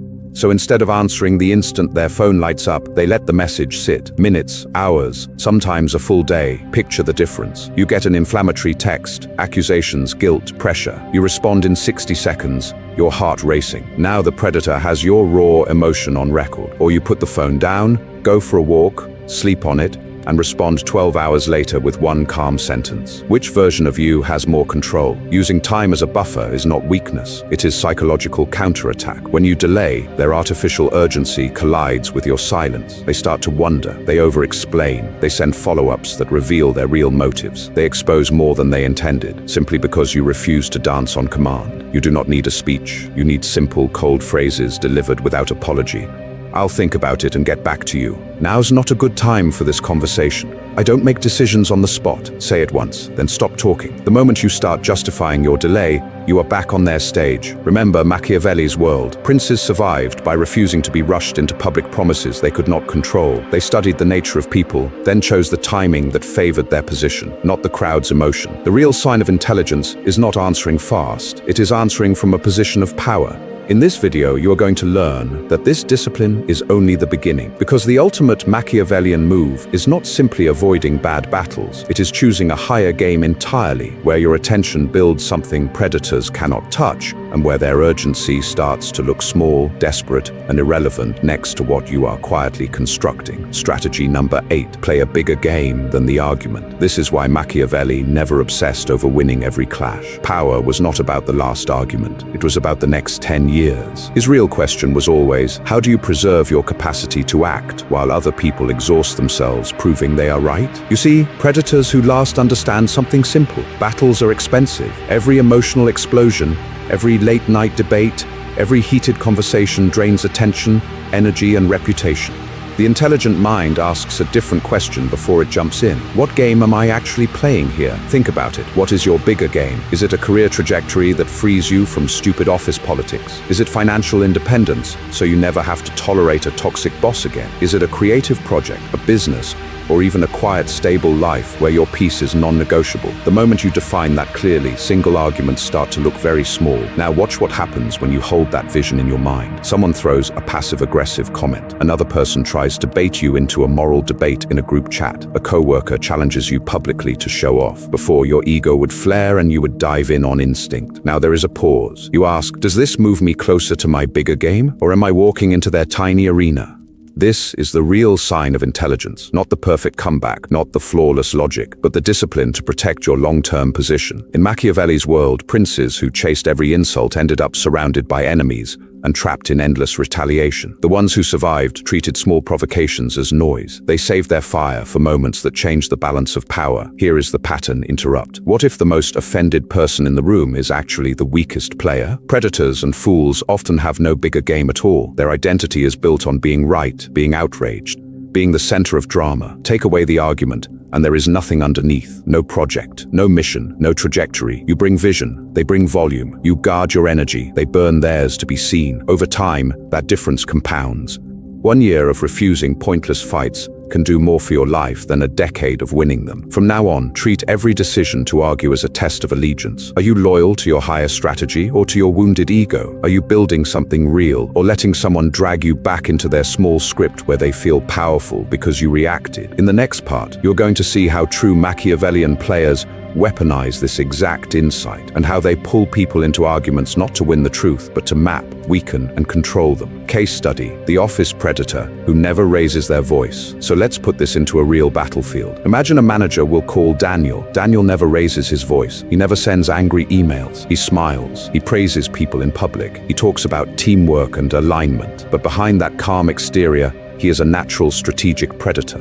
His favorite weapon is not open conflict. It is selective truth delivered upward. You see, Daniel never lies outright. That would be too obvious, too risky. Instead, he goes to upper management and says things like, "I'm a bit concerned about the timeline on Sarah's project. She seems overwhelmed. I'm not sure all the details are under control." Every sentence is technically true. Sarah is busy. The deadline is tight, but the frame is poisoned. The subtle message is, Sarah is unreliable. Daniel is responsible. Think about it. On paper, he is simply being diligent. In reality, he is writing a script where he is the stable hero, and everyone else is a potential problem. He uses plausible deniability as armor. If confronted, he can always retreat. "I was only sharing my concerns. I care about the project." To foolish observers, this sounds reasonable. To a Machiavellian mind, this is calculated dominance.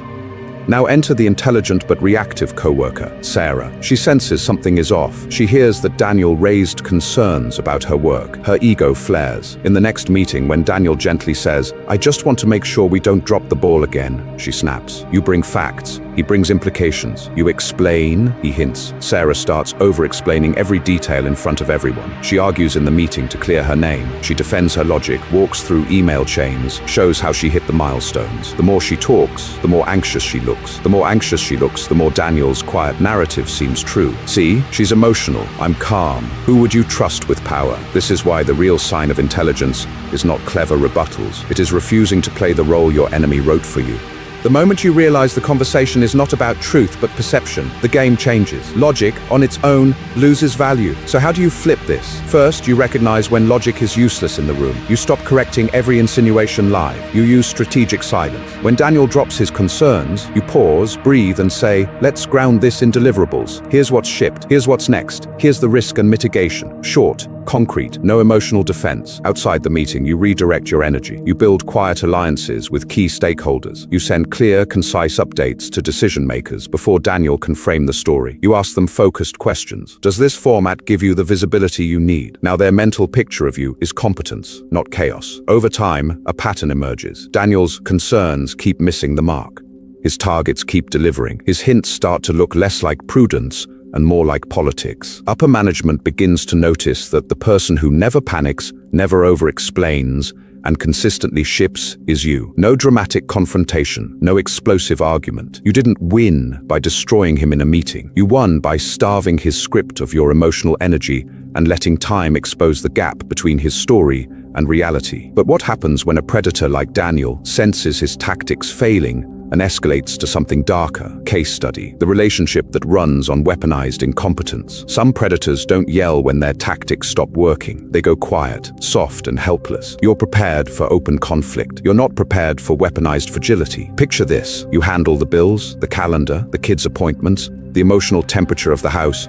Your partner doesn't understand finances, gets overwhelmed by planning, and can't help their reactions when stressed. So you step in. You see, the more you prove you are competent, the more they lean back and let you carry everything. You bring structure. They bring excuses. You track deadlines. They forget. You regulate your emotions. They explode or collapse. Over time, the relationship runs on your over-functioning. Your power keeps the system alive, but your energy is bleeding out of you. Then one day you snap. You say, "This isn't working. I need help." You expect a conversation about responsibilities. Instead, the frame flips in seconds. Suddenly you are controlling, cold, never satisfied. They look wounded. They talk about how hard they're trying, how nothing they do is good enough for you. The argument is no longer about the unpaid bills or the constant chaos.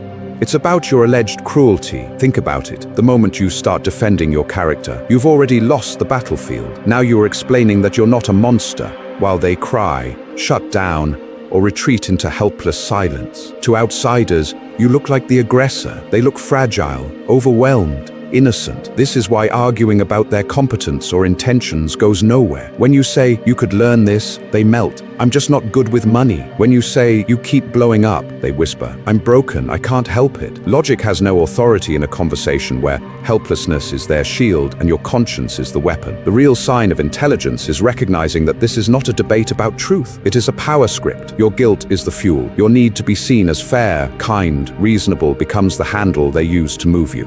If you continue explaining, you are volunteering to be manipulated. So what does a strategic response look like? First, you stop arguing about your character. No more defending whether you're too demanding. You calmly state reality. These bills must be paid on time. This amount needs to be transferred every month. If that doesn't happen, here is what I will do. Clear boundary, clear consequence. No emotional theater. Second, you control the battlefield and the timing. You do not negotiate responsibilities in the middle of a meltdown, in front of friends, or when they're already dysregulated. You say, we'll talk about this tomorrow at 7 p.m. when we're both calm. Then you walk away. Silence and indifference become your armor. Third, you shift from rescuing to observing. You stop jumping in when they forget. You let reality deliver feedback. The fee hits, the plan falls apart. When they panic, you don't gloat and you don't rush to fix. You simply repeat the boundary. This is why I asked you to handle it. If you choose not to, I will handle it my way. You see, the goal is not to win the argument or prove they are acting foolish. The goal is to stop feeding a system where your competence is exploited and your protests are turned against you. Machiavelli would tell you, stop arguing with the script and start starving it of attention. But what happens when the relationship predator realizes you are no longer emotionally available as prey and escalates to open sabotage? Case study, online debates, and the illusion of impact online. That sabotage takes a different form. It doesn't slash your tires, it hijacks your attention. The battlefield is no longer the office or the family dinner table. It is the comment section, the quote tweet, the viral thread designed to pull you in. You scroll, you see an outrageous, ignorant, or offensive post. Your chest tightens, your jaw locks, your fingers almost move on their own. You start drafting a devastating rebuttal in your head. You line up facts, screenshots, statistics. In your mind, you are about to deliver justice. Think about it. How many times have you felt that surge of righteous energy and treated the reply box like a courtroom where truth will finally win? You see, this is where the natural strategic predator in the digital age feels completely at home. Anonymous accounts with cartoon avatars, fake names, and no real stakes treat the internet as a hunting ground. They post bait, then wait. They know intelligent people cannot resist correcting what is obviously foolish. You bring logic, they bring performance. You bring evidence, they bring ridicule. They twist your words, mock your tone, and screenshot your anger for clout. This is why your victory in the thread often feels hollow.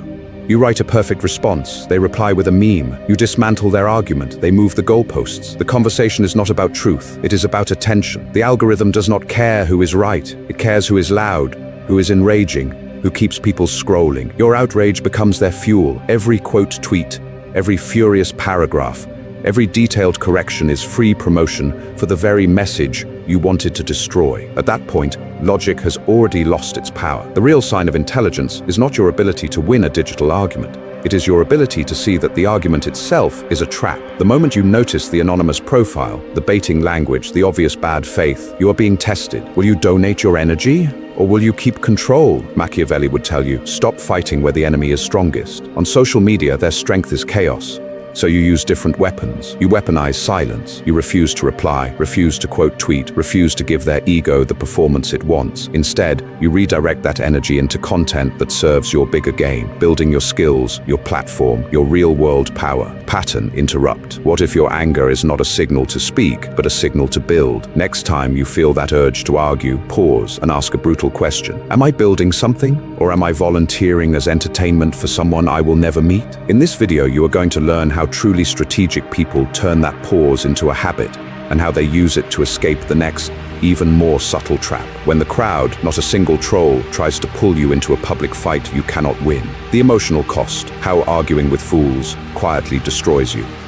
And when the crowd pulls you in, the damage is even more expensive because the real cost is not the argument itself. It is everything that happens after the conversation is over. You know that feeling when you walk away and the debate keeps going in your head. You replay every sentence. You upgrade your comebacks. You imagine the perfect line that would have destroyed their ego. The argument is finished in reality, but it is still alive in your nervous system. Think about it. You are not at the table anymore, but you are still paying the bill. This is why pointless conflicts feel so heavy. You lose twice. You lose during the conversation, and then you lose again during the emotional hangover. Hours later, you are still tense. Your attention is fragmented. You are scrolling, pacing, staring, but not really present. The foolish person has left your life for the day, yet they are still renting space in your mind for free. Repeat this pattern enough times and something darker happens. Chaos starts to feel normal. Constant friction becomes the background noise of your life. You see, when your nervous system is trained on drama, silence feels suspicious. A calm day feels empty instead of powerful. You start looking for something to react to, because reaction has become your default identity. This is exactly what a natural strategic predator wants. Machiavelli's prince studies people the way a hunter studies animals. He knows most people are driven by appearances and ego, not truth. So he does not need to defeat you in one spectacular argument. He only needs you tired. He needs you reactive. The moment your emotional energy is low, your logic weakens and your boundaries soften.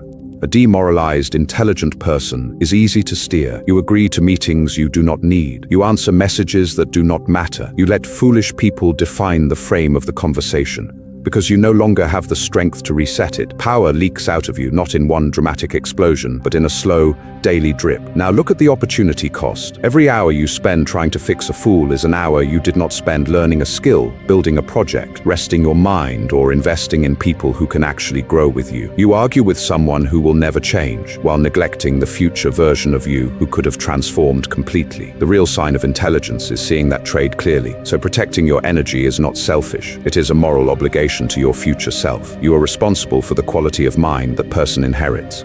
In this video, you are going to learn how predators quietly push you toward exhaustion and how to recognize the next trap before it even looks like a fight. From prey to player, installing the Machiavellian mindset. So from this point on, the question is no longer, how do I prove I'm right? That is the civilian question. The strategic question is, how do I protect and direct my limited energy in a world where people are playing very different games? Power is not won by the loudest argument. Power is preserved by the mind that refuses to bleed for every battle. This is the Machiavellian mindset. You see, Machiavelli never told the prince, win every debate. He told him, study the nature of people. Some seek truth, some seek validation, some seek control. The intelligent person stops assuming everyone is on the same mission. The moment you see that, your entire approach to conversation changes.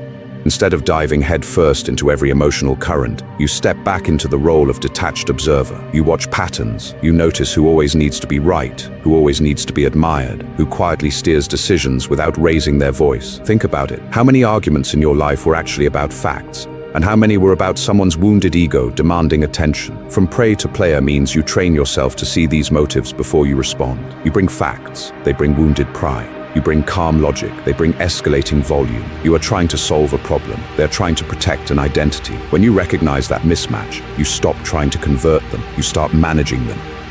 To install this mindset, you need a daily discipline. At the end of each day, ask yourself two brutal questions. First, where did I donate power to foolish conflicts? Second, where did I hold my frame, my silence, or my timing? This is why reflection matters. Without it, every day feels random. With it, patterns of manipulation and weakness become obvious. Picture a conversation at work. Someone twists your words in front of others. Old you jumps in, defends, explains, raises the stakes. New you notices the performance, holds eye contact and says, we can go through the details later when we have everything in front of us. No drama, no emotional leakage. You move the battlefield to a place where logic and documentation, not ego, have control. This is not about becoming cynical or paranoid. It is about accepting reality. Machiavelli wrote that most people chase appearances, not truth.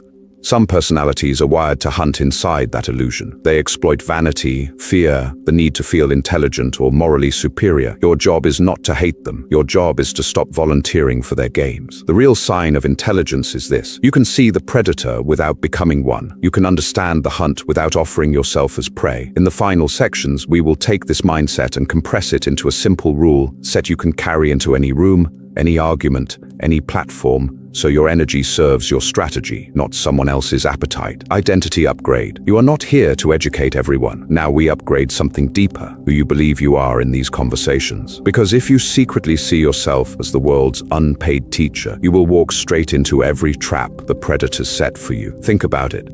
How many times have you felt this quiet pressure inside your chest? If I don't correct this, who will? You see, intelligent and conscientious people carry a hidden belief. They feel responsible for fixing misinformation, correcting bad logic, and calling out toxic behavior every time they see it. It looks noble, it feels moral. It is also one of the easiest levers a strategic predator can pull. You bring facts, they bring drama. You stay calm, they escalate. You care about truth, They care about control. Predators and fools learn very quickly that your sense of duty is a handle. If they can trigger your need to set the record straight, they can keep you entangled in endless low-yield arguments that drain your energy and hijack your attention away from your own life. This is why some people always seem to be in a crisis, always saying something outrageous, always posting something foolish. It is bait. They do not need to win the argument. They only need you to show up for it. The moment you accept every invitation to educate, you stop being a strategist and become a resource, free labor, free emotional fuel. So we install a new identity. Say this to yourself: my intelligence is not public property. I choose where it goes, and I do not argue with people who are not arguing in good faith. That is not a quote for social media. That is a rule for survival in a world Machiavelli would recognize instantly, a world where appearances and ego drive most conversation. In this video, you're going to learn to act as if your words were a scarce currency, not an unlimited stream. Imagine that every explanation you give costs you real power. Would you still correct your uncle's conspiracy rant at dinner? Would you still jump into every comment thread that misrepresents the truth? Or would you start asking, what outcome does this serve? Here is your practice. Let small stupidities pass. At work, when someone makes a shallow remark, you could easily dismantle, stay silent. Online, scroll past the bait. In family conversations, allow the minor exaggeration to stand. Notice what happens inside you. Less tension, more control. You feel lighter, but also more dangerous because you are no longer reactive on command. The real sign of intelligence is not that you can correct everyone. It is that you no longer need to. In the next section, we will compress this mindset into a sharp checklist, a Machiavellian filter you can run in seconds to decide whether any argument deserves your breath or dies in your silence. The Machiavellian checklist, should you even enter this argument. So now you need a weapon you can use in 3 seconds, not 3 hours. A filter, not a philosophy lecture. This is where the Machiavellian checklist comes in. Before you enter any argument, you quietly run through a few brutal questions in your head. First question: is this person even capable of changing their mind? Think about it. Have they ever revised a belief publicly, admitted error, or updated when new facts appeared? If the answer is no, you are not in a conversation, you are in a performance. You bring logic, they bring ego. You bring evidence, they bring identity. The moment you see that, you already know the outcome. Nothing changes except your blood pressure. Second question: is there a real-world consequence if they stay wrong? If their belief does not affect your money, your safety, your reputation, or your long-term position, then what exactly are you fighting for? Machiavelli studied rulers who understood this instinctively. They did not waste energy correcting every foolish opinion in the crowd. They focused on decisions that moved armies, gold, and alliances. Power is about outcomes, not intellectual hygiene. Third question: who is watching and what will they remember? You see, most people are driven by appearances, not reality. They will not remember every detail of the argument. They will remember who stayed calm, who looked desperate, who seemed in control of the frame. If the audience matters to your bigger game, your behavior is the message. Sometimes silence makes you look stronger than any speech. Then you go deeper. Does this serve my bigger game? Does spending attention on this person advance your long-term position? Or does it drain your energy away from real leverage? Is this about truth or about someone's ego needing to feel intelligent or morally superior? Have they shown good faith behavior in past disagreements? Or do they lie, twist, and play victim when cornered? If the answer is no to most of these, the Machiavellian move is simple: stay out, stay silent, or redirect. You do not dive in and donate free labor to someone else's ego theater. This is why intelligent people recognize when logic is useless and weaponize silence instead. They reframe with a calm question, or they change the setting and timing so that chaos loses its advantage. They read the person's operating system, become emotionally opaque, and quietly build alliances while the loud ones burn their own credibility. Screenshot this checklist. Write your own version and put it where you will see it before you hit reply, before you walk into that meeting, before you open your mouth in a heated moment. In this video, you are going to learn how each of these questions connects to a deeper strategy and how predators run the same scan on you. The real sign of intelligence is not that you have answers ready, but that you know when to say nothing. In the next section, you will see what happens when someone runs this checklist on you first. Recap: some people were born for this. You don't have to be their prey. And now you see why that checklist matters. It is not a cute mental exercise. It is the difference between walking into an ambush and quietly stepping around it. The moment you start scanning before you speak, you stop being raw material for someone else's game. Think about it. Most people still believe intelligence is about winning arguments, collecting verbal trophies, proving they are the smartest person in the room. But in a world where natural strategic predators exist, that belief is not intelligence. It is a liability. It pulls you toward the exact battlefield where you are weakest and they are strongest. You bring logic, they bring appetite for power. You want truth, they want control. You try to clarify, they try to confuse. This is why your ego, your pride, and your urge to correct stupidity have been so dangerous. Those impulses drag you into unwinnable conversations where the rules are invisible and the only real outcome is that your energy bleeds out while they feed on the chaos. Machiavelli understood this centuries ago. He watched princes, rivals, and courtiers tear each other apart, not because one side had better arguments, but because one side controlled attention. Power for him was never about being right. Power was about directing where people looked, what they feared, what they hoped for, and when they spoke. Some minds are born to hunt in that arena. Cold pattern recognition, emotional detachment, an appetite for influence that never really sleeps. You see, this entire video has been about giving you armor against those minds. You learn to recognize when logic has no value in a conversation, so you stop arguing with foolish people who are only defending ego. You learn to protect your energy, to stop donating attention to every criticism and provocation. You learn to use silence and indifference as weapons, forcing unstable people to expose themselves. You learn to control the battlefield and the frame, refusing chaotic public showdowns where volume beats logic. You learn to let time expose foolishness, to let reality do the heavy lifting instead of burning yourself out chasing instant vindication. You learn to prioritize outcomes over ego, to let them win the argument while you win in real life. And you learn the internal checklist. What is the outcome? What is the cost? What is the pattern? Who actually benefits if I engage? The real sign of intelligence is not that you can crush anyone in an argument. The real sign of intelligence is that you no longer need to. You are no longer the person who debates everyone, everywhere, about everything. You are the person who chooses your battles with ruthless clarity, who keeps power by refusing to spend it cheaply.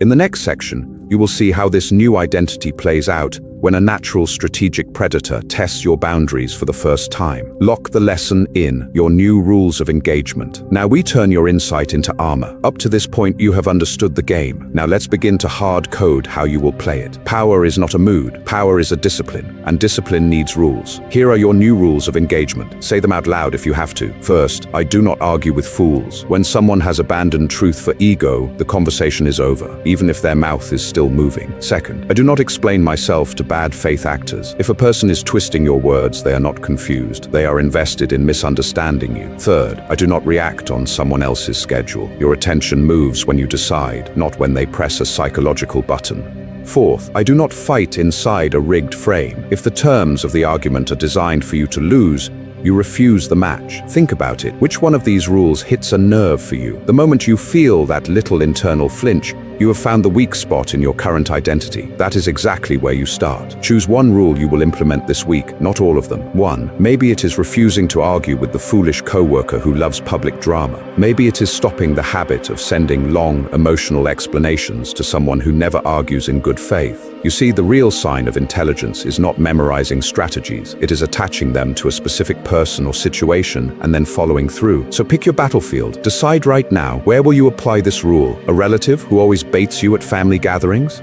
A manager who sends manipulative late-night messages? A comment section full of people who only want to perform outrage? Name it. Visualize the next encounter. See yourself holding the line. It will feel uncomfortable, especially the silence, especially the non-engagement. Your nervous system is used to jumping in, defending, explaining, proving that you are reasonable and intelligent. When you do not take the bait, your body will complain before your mind does. That discomfort is not a problem. That discomfort is the sound of old habits dying. Stay with it, because when you enforce these rules, something subtle starts to shift. Fewer people see you as easy to provoke. The loud, foolish ones sense less reward in targeting you. At the same time, more people start to read you as calm, focused, slightly mysterious. They notice that you do not rush to react, that you do not bleed energy in every random argument, that you move with a different level of control. Pattern interrupt. Imagine 6 months from now, running into a true Machiavellian predator. They test you with a sly comment, a rigged frame, a delayed message designed to spike your emotions. But this time, you are not the same person. In the next section, You will see how to take these rules and combine them with deeper Machiavellian insight. So you do not just survive strategic predators, you make them rethink their entire approach to you. Your next move, train with more dark psychology, not more debates. That is the moment the game changes. If this resonated with you, it means something very simple. You are done wasting energy on stupid conflicts. You are finished donating your attention to foolish arguments that go nowhere and cost you power. Think about it. You would not be this far into a breakdown of Machiavelli's strategic predator if you were still addicted to pointless debates. The real sign of intelligence is that quiet click in your mind when you realize my energy is worth more than their ego. From here on, your job is not to win arguments. Your job is to understand the psychology of power at a deeper level than the people around you. So your next move is not to dive back into another comment war or try to fix the unreasonable people in your life. Your next move is training. In this video, you are going to learn the foundations, but the real armor is built over time. The next layer I want you to put on is the video I linked for you on Machiavellian emotional control and strategic silence. That video takes what you learned here and shows you how predators read your reactions, then walks you through how to become unreadable. You see, Machiavelli's prince survived not because he argued better, but because he understood people as predictable systems of vanity, fear, and greed. In that next video, you will see exactly how natural strategic predators test your boundaries, how they use controlled chaos and delayed responses to pull you into emotional traps, and how you can use silence as a shield instead of a surrender. Think about the last conversation that drained you. Imagine replaying it with full control of your attention and zero emotional leakage. If you want that, subscribe, not for entertainment, for training. This channel exists to train intelligent people to navigate a world full of strategic predators without becoming one themselves. The moment you subscribe, you are making a quiet decision. You are going to study power the way other people scroll drama. You are going to treat your psychology like a weapon system, not a toy. I want to hear from you. Which strategy in this video hit you the hardest? Which specific situation are you finally going to stop arguing in? Is it that one relative who never listens, the coworker who twists every conversation, the online stranger baiting you for attention? Put it in the comments, because that is how you reinforce this new identity. The person who does not chase validation, who does not explain endlessly, who conserves energy and controls the frame. Remember this before you click away. Silence is power. Attention is currency. From now on, you choose where both go. You do not argue for free. You do not react on command. You decide the battlefield, the timing, and whether the conversation even deserves to exist. In the next section, we are going to push deeper into the mind of the natural predator itself, so you can see exactly what they look for when they study you, and how to make that study fail. Final word, never argue with stupid people. Outsmart them. Instead, attention is currency. From now on, you spend it like a strategist, not like prey. That is the core of everything you have learned in this video. So here is the final commandment, in stark, brutal terms. Never argue with stupid or manipulative people. Do not wrestle with those who have no interest in truth, only in ego. They will drag you down to their level, then feed on your reactions as proof that they still have power over your state. You bring logic, they bring provocation. You bring evidence, they bring endless, circular emotion. The moment you start defending yourself to a person who is committed to misunderstanding you are no longer in a conversation. You are in a feeding ritual where your attention is the sacrifice. Think about it. You see, Machiavelli was not writing for peaceful gardens. He was writing for courts full of predators, where every smile hid a calculation and every argument was a test of weakness. In that ecosystem, survival did not belong to the loudest moralist. It belonged to the quiet strategist who saw the game for what it was and refused to play on foolish terms. The natural strategic predator thrives on reaction. They study vanity, fear, and the need to feel intelligent or morally superior. They know that if they can pull you into a public argument, into a chaotic debate, your ego will fight to be seen as right, while their ego quietly fights to gain control. This is why they love outrage. This is why they push your buttons. But now you see them. You recognize the pattern, the twisting of words, the subtle disrespect, the way they pretend not to understand, so you keep explaining.